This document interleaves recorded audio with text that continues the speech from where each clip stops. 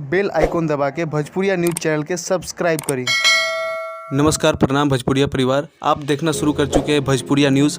तो आज मैं आप सभी को बता रहा हूं कि भोजपुरी का सबसे बड़ा गाना अभी तक आज तक कभी ऐसा भोजपुरी का गाना शूट हुआ ही नहीं है।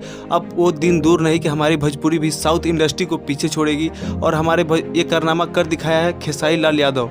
जी हाँ, खेसारी लाल यादव ने अभी के डेट में जर्मनी में जाके भोजपुरी का सबसे बड़ा गाना शूट कर रहे हैं और अभी से आने वाले 10 दिन या 15 दिन के अंदर आपको इतना बड़ा बड़ा गाना देखने को मिलेगा। इसका झलक आप अभी स्क्रीन पर देख ही रहे हैं कि कितने बड़ा बड़ा गाना शूट हो रहा है भोजपुरी का। एक से एक बड़े बड़े नामी हस्ती साथ में है उनके। आप देखिए इतना बड़ा बड़ा गाना शूट हो रहा है। अब हमारा भोजपुरी भी अब साउथ इंडस्ट्री की तरह ऊंचे लेवल पर जाएगी और भोजपुरी के लिए बहुत ही बड़ा गर्व की बात है।